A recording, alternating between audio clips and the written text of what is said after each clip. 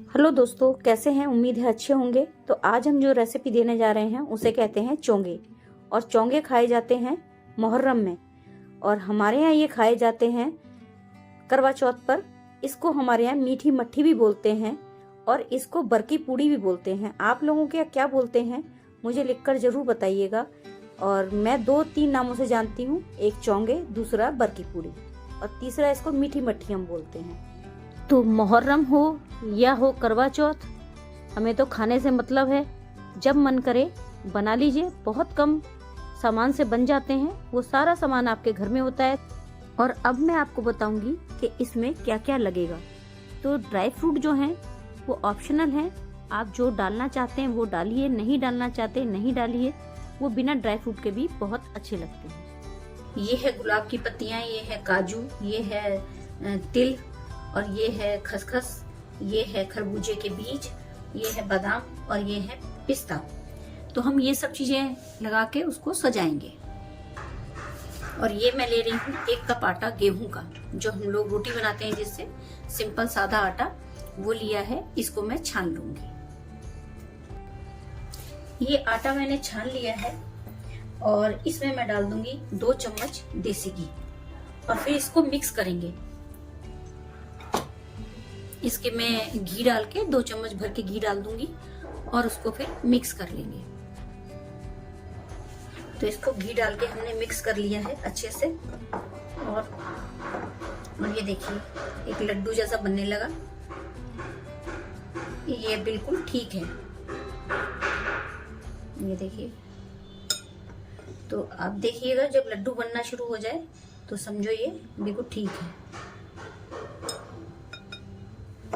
अब इसको पानी से गूंद लेंगे। तो सिंपल पानी लेंगे बिल्कुल, और उससे हम एक डो लगा लेंगे। जैसे रोटी का डो लगता है वैसा ही हम एक डो लगा लेंगे।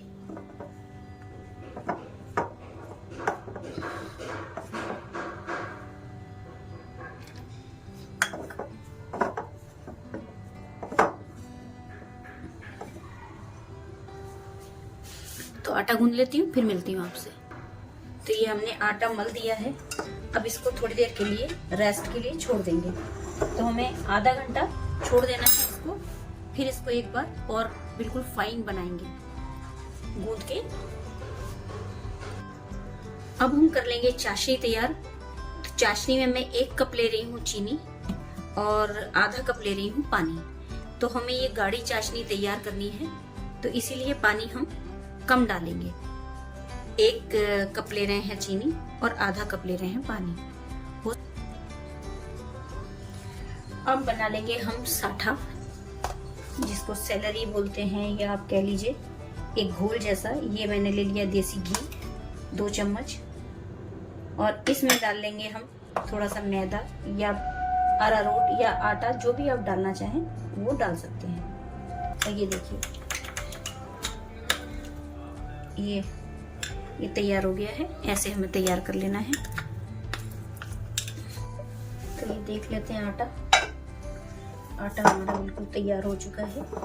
इसको एक बार और अच्छी से ऐसे गूंथ लेंगे और अब इसकी लोइयां तोड़ देंगे।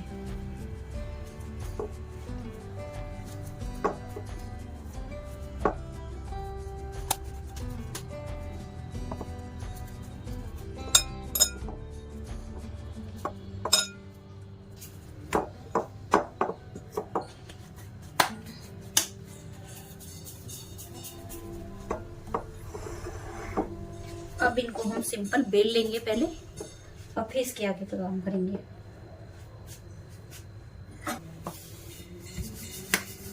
और इसको पतला बेलेंगे, खूब पतला। जितना पतला बेलेंगे उतना ही अच्छा।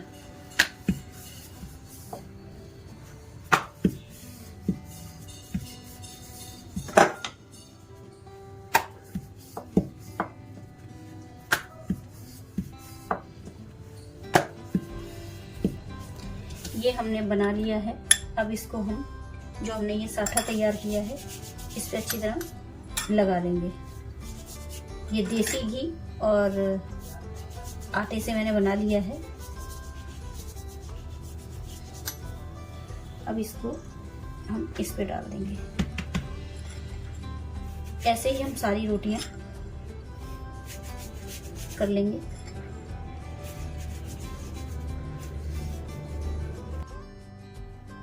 तो ये साठा लगा लगा के मैंने सारी रोटियां तैयार कर ली हैं। और अब इसके बाद इसमें ये देख लेंगे कोई बबल ना रह जाए, नहीं तो वो फिर खुलने में दिक्कत होती है परत के। तो आप अच्छे से इसको लगा लगा के साठा इसको कवर कर दीजिए और साथ साथ इसके बबल भी हाथ से निकालते जाइए। और ज़्यादा ताकत से इस पे हाथ नहीं लगाना है, हल्के हल्के हाथ से ही आप इसको दबाइएगा। तो साठा हमने तैयार किया जैसे मैंने आपको बताया। घी ले लीजिए 2 चम्मच और 1 चम्मच आटा डाल लीजिए, या आप मैदा डाल लीजिए या अरारोट डाल लीजिए। उससे घोल एक तैयार हो जाएगा, उसको साठा बोला जाता है। अब इसको हम क्या करेंगे, फोल्ड कर देंगे। तो इस समय पे आप इस पे बेलन बिल्कुल मत लगाइए, हाथ से ही इसकी एयर निकाल दीजिए सारी। और अगर बेलन लगाएंगे तो वो चिपक सकते हैं एक दूसरे से, जो हमने रोटियां बेली हैं। तो इसीलिए हम बेलन नहीं लगाएंगे, हाथ से ही सारी एयर निकाल देंगे। और अब इसको ऐसे फोल्ड कर लेंगे और फिर इसके बनाएंगे चोंगे। अब चोंगे जो खाए जाते हैं वो मुहर्रम में खाए जाते हैं, और इसको मीठी मट्ठी भी बोला जाता है, वो खाई जाती है करवा चौथ पे। तो चाहे करवा चौथ हो या मुहर्रम, खाने का मन करे तो जब मर्जी बना के खा लीजिए। आपके शहर में इसको क्या बोला जाता है मुझे लिखकर जरूर बताएं। अब एक ले लेंगे तीखा सा नाइफ और उससे हम इसके बराबर बराबर के टुकड़े काटेंगे।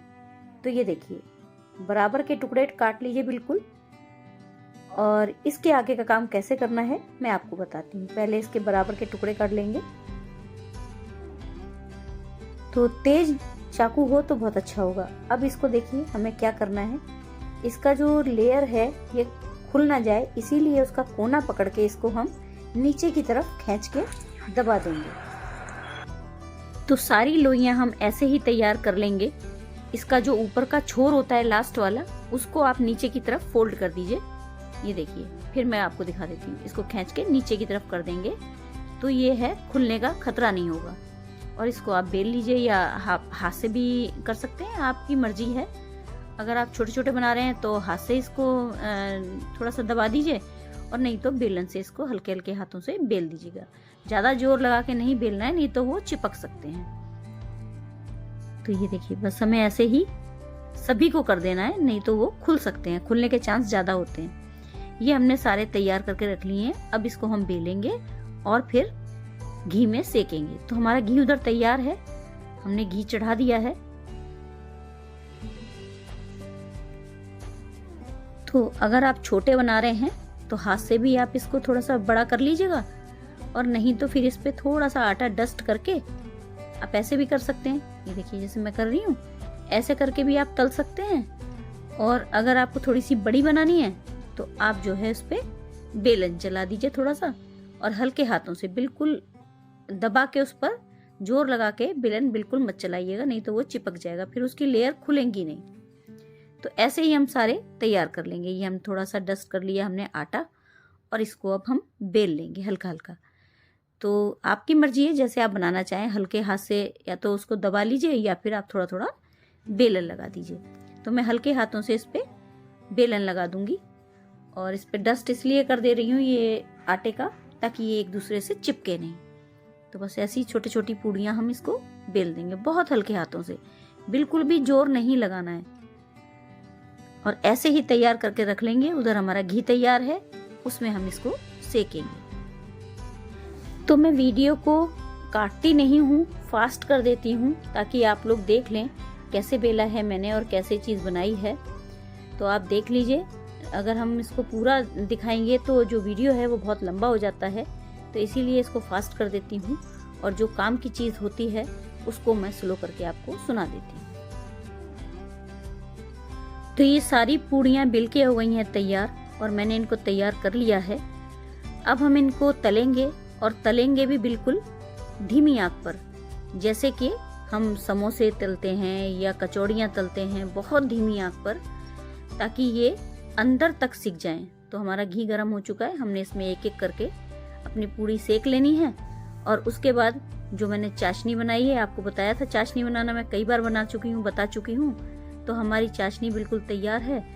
उसमें और चाशनी भी ठंडी होनी चाहिए, और ये जो बरकी पूड़ी है इसको भी हमें ठंडा करके ही इसमें डिप करना है। गरम दोनों चीजों में से कोई भी नहीं होना चाहिए। तो बस इसको तल लेंगे और तलने के बाद उसमें डिप करेंगे।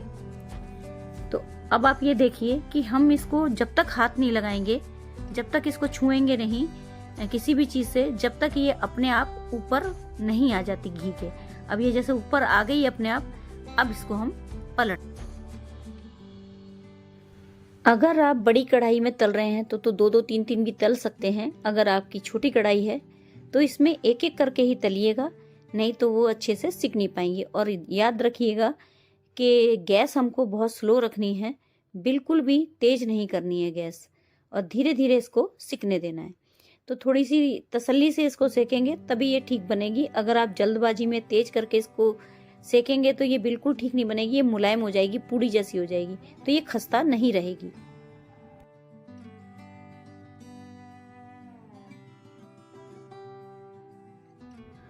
अब आप देखिए इसकी एक एक लेयर खुलने लगी है। ये देखिए सब लेयर खुल जाएंगी और अंदर तक सिक जाएंगी अगर धीरे धीरे आंच पर आप सेकेंगे। अगर आपने जल्दबाजी करी तो फिर ये अंदर से कच्ची रह जाएंगी। अब इसको हम चिमटे से निकाल लेंगे क्योंकि ये बिल्कुल सिक चुकी है। और इसकी लेयर देखिए आप, सब लेयर खुल चुकी है, ये देखिए। और ऐसे ही हम सारी पूड़ियाँ तैयार करेंगे, धीरे धीरे सेकेंगे और सबको तैयार कर लेंगे। और मैं छोटी कढ़ाई ली है इसलिए मैं एक एक करके इसको सेक रही हूँ।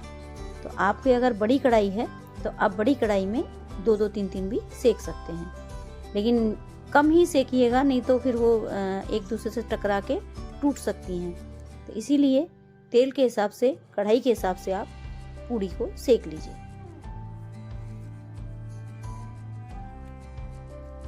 तो मैंने धीरे धीरे करके सारी पूड़ियाँ सेक ली हैं और इसके आगे का काम अब क्या करना है मैं आपको बताती हूँ। तो ये सारी पूड़ियाँ हमने ऐसे एक एक दो करके सेक ली हैं। तो मैंने एक एक इसलिए सेकी है कि छोटी कढ़ाई है मेरी।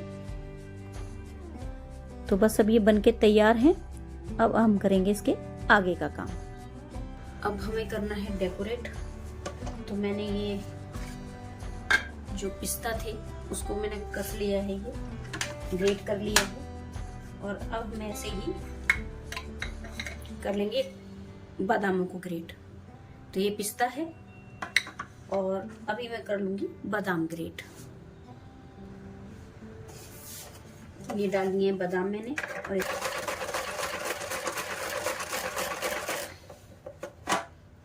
ये हो गए बादाम ग्रेट। अब हम इसके करेंगे आगे का काम। तो हमने जो चाशनी बना रखी है वो भी ठंडी हो चुकी है, तो हम चाशनी ले आएंगे, उसमें इनको डिप करेंगे। तो ये है चाशनी जो ठंडी हो चुकी है, तो ये हम इसमें डाल देंगे।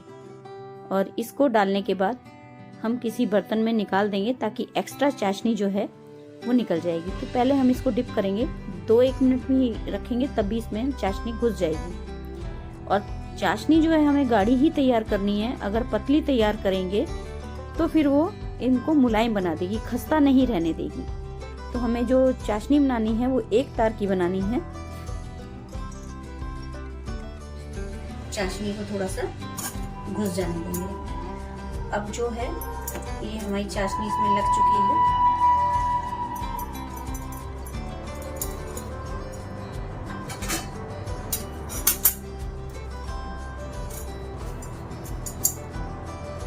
ये एक्स्ट्रा चाशनी जो है इसमें से निकल जाएगी, तब मैं इसको डेकोरेट करूंगी।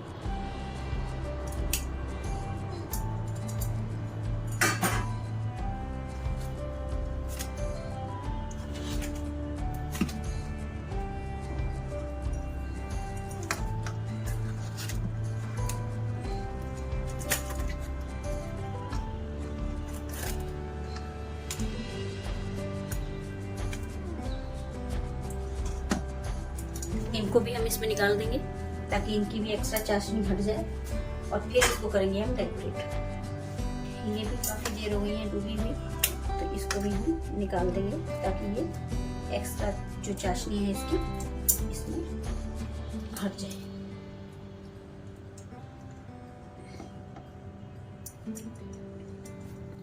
तो थोड़ी देर वेट करेंगे जब तक ये चाशनी निकल जाती है इसकी एक्स्ट्रा। अब हम इनको डेकोरेट करेंगे ड्राई फ्रूट से। तो आपके पास जो भी ड्राई फ्रूट है आप उसे डेकोरेट कर लीजिए।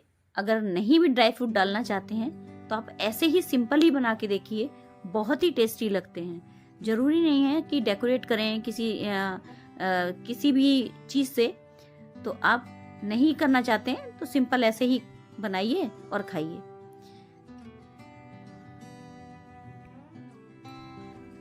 तो ये देखिए आप, इसकी एक एक लेयर खुल चुकी है और एकदम खस्ता है। तो हमने थोड़ा सा इंतज़ार किया, थोड़ा सा धीरज रखा और इसको हम सेका हमने बिल्कुल धीमी धीमी आंच पर। और ये बिल्कुल गेहूं के आटे से बनी हुई हैं। इसको हमने बिल्कुल मैदा यूज़ नहीं किया है इसमें। अब हम इसको कर देंगे डेकोरेट। तो ये हमने डाल दिया है इसमें बादाम ग्रेट किया हुआ, और अब डाल देंगे इस पे हम खसखस, थोड़ी सी खसखस डाल देंगे और डाल देंगे इस पे ये खरबूजे के बीज। और ये सभी ड्राई फ्रूट जो हैं ऑप्शनल हैं, आप डालना चाहते हैं डालें, नहीं डालना चाहते नहीं डालें। ये है तिल, ये तिल डाल देंगे थोड़े से, इससे देखने में सुंदर लगता है और खाने में तो टेस्टी लगेगा। ये हमने डाल दिया है इस पे पिस्ता, ये पिस्ता लगा दिया है मैंने। और पिस्ते को अगर भिगो के उसका छिलका उतार के आप ग्रेट करें तो उसका कलर बहुत अच्छा लगता है। और ये हम लगा रहे हैं इस पे गुलाब की पत्तियां। ये देखिए गुलाब आता है मेरे यहाँ कभी भी, तो मैं इसको ना छांव में सुखा देती हूँ। धूप में नहीं सुखाना होता, छांव में सुखा के रख लीजिए। आप चाहे ठंडाई में डालिए, आप चाहे मिठाइयों पे लगाइए, कैसे भी इसको आप यूज करें वो अच्छा लगता है। गुलाब की पत्तियों को आप फेंका ना करें। तो ये देखिए बन के तैयार हैं। तो ये देखिए देखने में जितने खूबसूरत हैं ये खाने में उतने ही स्वादिष्ट हैं। चाहे इन्हें बरकी पूड़ी कहिए या इनको चौंगे कहिए या इनको मीठी मट्ठी कहिए। तो ये चौंगे जो हैं ये खाए जाते हैं मुहर्रम में और मीठी मट्ठी खाई जाती है करवा चौथ पर। तो आप कुछ भी खाइए, कुछ भी बनाइए, इसका कुछ भी नाम दीजिए, हैं ये बहुत टेस्टी। चैनल को अगर आपने सब्सक्राइब नहीं किया है तो प्लीज सब्सक्राइब कर लीजिए। अपने दोस्तों और रिश्तेदारों के साथ रेसिपी को शेयर करें और एक लाइक जरूर कर दिया करें। तो हमारी हिम्मत बढ़ जाती है और हमें अच्छा लगता है कि हमारी रेसिपी आपको अच्छी लग रही है। मिलेंगे किसी अच्छे से वीडियो के साथ, तब तक के लिए बाय बाय।